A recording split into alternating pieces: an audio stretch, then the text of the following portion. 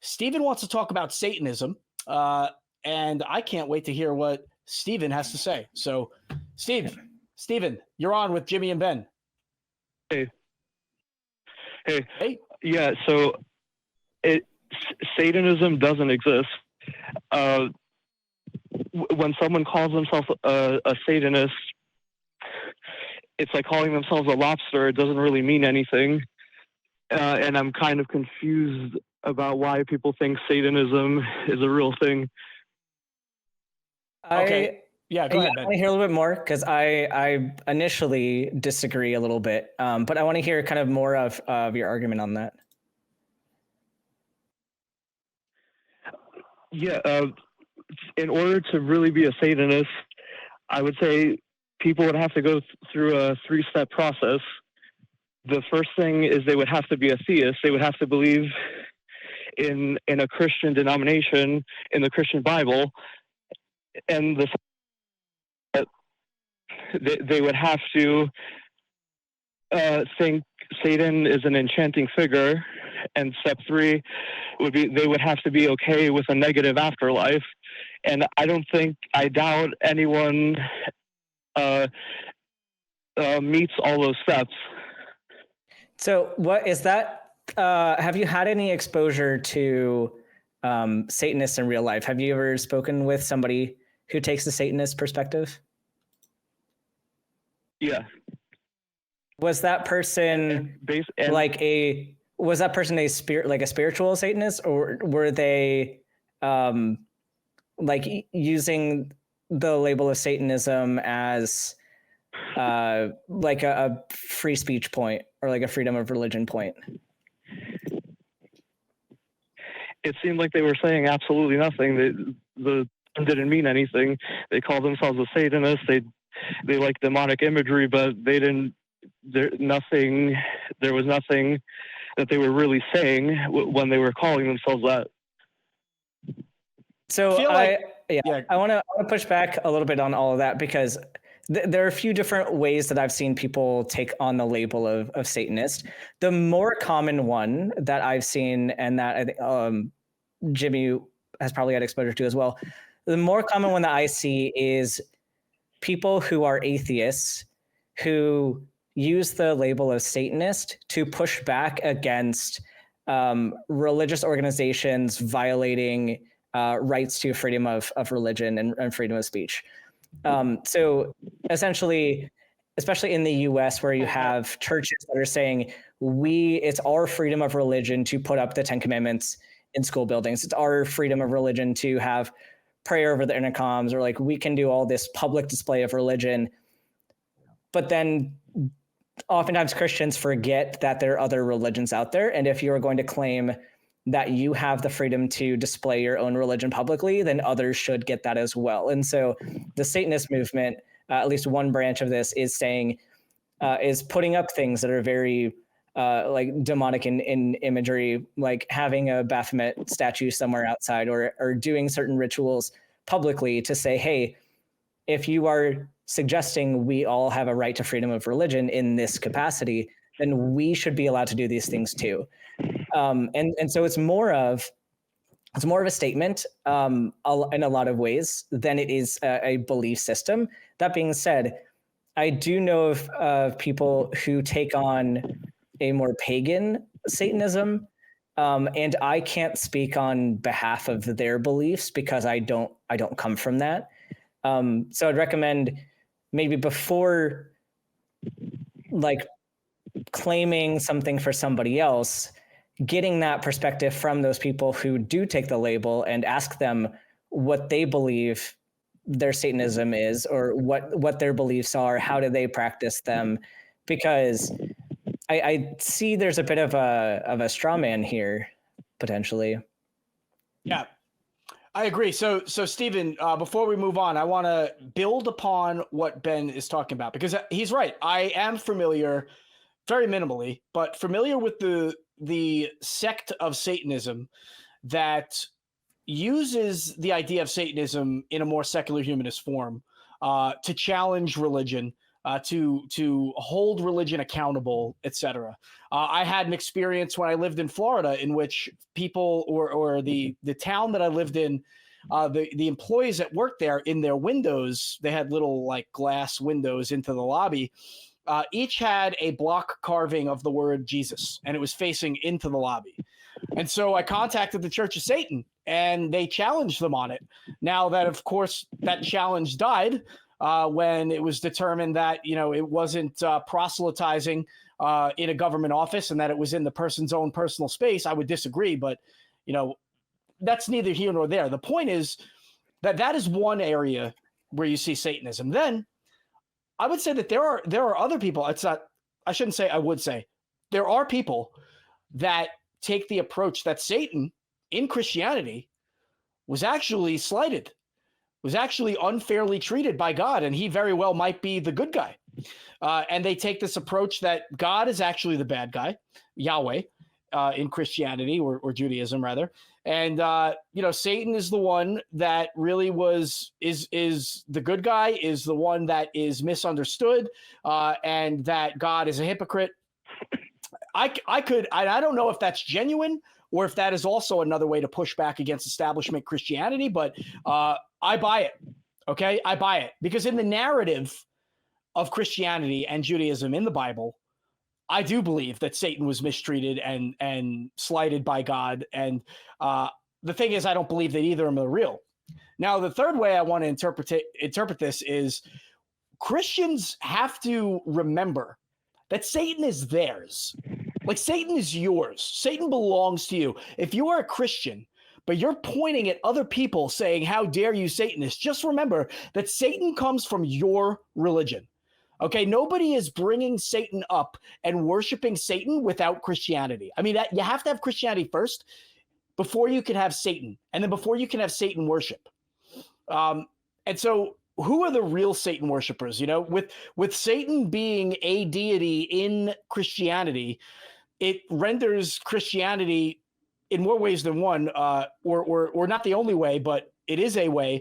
It renders Christianity to be a polytheist religion. Okay, not only does the Bible early on say that there are other gods, etc., but if you consider that there are angels, there's Satan, who is the ruler of the underworld, just like in other religions where the underworld has its own ruler. Christianity is not this monotheistic, all-powerful religion. It's a religion where good and evil are at constant odds with each other, and God apparently is not powerful enough to stop the evil. So we're stuck with this dichotomy. And again, that Satanist dichotomy belongs to you, Christians. That is yours. That's not the Satanists. So anyway, I can get a little fired up there. Stephen, how are we looking so far?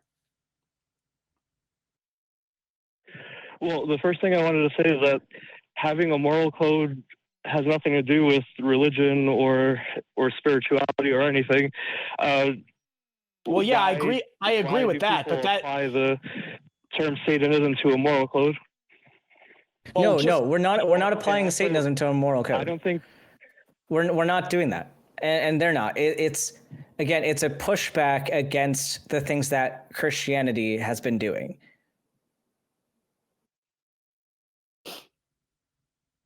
Think of it this way, Stephen. Someone romanticizes Satanism. I don't think Christians really care about changing anything. No, that's not the point. It's not making Christians change anything. It's in a society that has freedom of speech and freedom of religion. It's saying that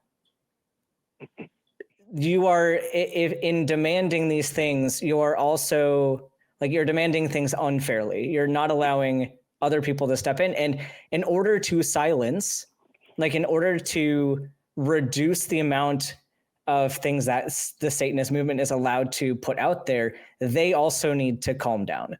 Maybe no religion should be at the forefront. Maybe all of it should be things that you individually do for yourself and not force upon anybody else. Nobody, and I guess when I say nobody, the people that I know who wear the label of Satanist they're not using it to set a moral compass. These are things that are used to communicate secular humanism. And so we would agree that Satanism is not related to like morality, but the things that we accept as moral, being secular humanists, are number one, not reciprocated by Christians for the most part, and number two, the things that we think are human rights violations committed in the Bible by that God are things that were unfairly done to Satan in that story. So like, regardless of whether or not Satan was a real figure, the message communicated by having Satan there suggests that the things that God did were okay. And we wouldn't see it that way. Does that make sense? I don't know why. I get what you're saying, but I don't know why someone can just call themselves a secular person when someone calls themselves a Satanist. And here's the thing. Here's the fun thing about like being different people and having different perspectives is you don't have to take on the perspective of somebody else. Like, I personally do not wear a Satanist label. I don't identify with that community, but it's also not my business. Like, I don't need to speak on behalf of them. I don't need to agree with them. Like, it's a method for handling a situation in our society, and it's okay if you don't agree with it either. You don't have to, as long as we're not causing harm. Yeah, Stephen, think of it this way. You've got a Christian that claims they have a moral compass, and then you've got a Satanist that also claims the same thing. Theoretically, that should cause the Christian to look at their beliefs and challenge them, right? Because if I'm a Satanist and I'm saying, no, actually, look at it this way. Look at the Satan perspective from this aspect. Because, you know, a lot of times what you'll see is Christians saying, well, Satan's evil. And you know, I as a Christian am morally superior for these reasons. We also know, having been people who came from that line of thinking and having been people who challenged our own preconceived notions and ended up where we are as atheists, you know, we know that prior to doing that, we really didn't read the Bible all that much. We just accepted what was given to us. And so by raising the perspective of, well, I am a secular humanist and also a Satanist, and here's why, that should cause somebody who claims to be morally superior to look at their own moral superiority and actually judge, okay, is what I believe accurate? Is what I believe supported by any evidence? And is am I just following some kind of logical fallacy?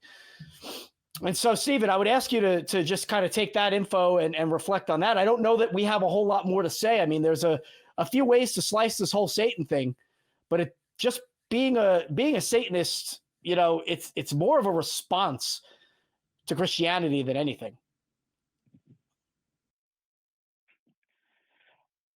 I don't think it's that effective, because I really don't think that a Christian will see so-called Satanists. And well, you don't have to think it's very effective, because there is objectively, there are some ways that it has worked. And it might not be where you are, but there are examples of church and state separation events that have happened because of Satanist activity. So it might not be your cup of tea, and you're allowed to think that. That's totally fine. But I think it's a bit unfair to put a blanket statement on this is useless, people shouldn't do it, because it doesn't make sense to me. That's where I would say we're going a step too far. But yes, they're not describing anything. That's my issue. Stephen, and we just explained this to you. Means absolutely nothing.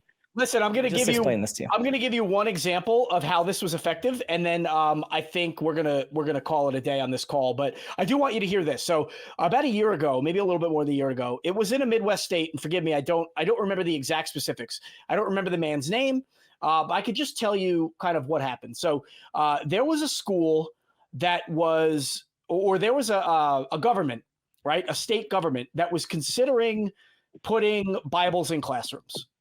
It was along the lines of that. And so what happened was a member of that community went to the town meeting or the school district meeting or whatever it is, and said thank you to the panel that approved this measure, and said, now that we have church and state coherence, I can now rely on you to give me funding to open up Satan's Little Devils after school program for toddlers. And really the man was going, his plan was, and it was, of course, a very passive aggressive and kind of, colloquial response, but something that legally he could have done. If they approve this measure to sponsor Christianity, then they have to sponsor other religions as well, including this man's supposed Satanist religion. So he said, well, thank you for funding this, because now you can give me money to open up the Little Devils or Satan's Little Devils after school program for kids. And what happened was the measure failed. They essentially took back their state sponsorship of religion, and that Christian measure, whatever it was. I know I said they wanted to put Bibles in classrooms. I'm just using a recent event that's happening in Oklahoma. I don't necessarily know that was the case, but basically that's how that response was effective. And that's one area where the Satanist kind of position can take hold. So I hope that makes sense. Ben, you have anything? Yeah, just like, because I think there's a disconnect here maybe with our caller individually, like saying that like this isn't going to affect like people on a systemic or individual level, but what it may not, but what it does is it sets precedent. Like legally, these cases set precedent and say like, this is how we're allowed to move forward. And so I think that's one of the big thing that's done here. And so maybe I would encourage you to like look into some of these cases, even look into what the Satanist like organizations have been doing, and maybe expand your position a little bit, because your initial question sounds like maybe lack of knowledge on the subject, maybe a little bit of like not being exposed to the full issue, and maybe reading some more of that will change things a little bit. Yeah, Stephen, thank you so much, dude. This was a great conversation. I really enjoyed this. Thank you for being a viewer. Thank you for giving us a call.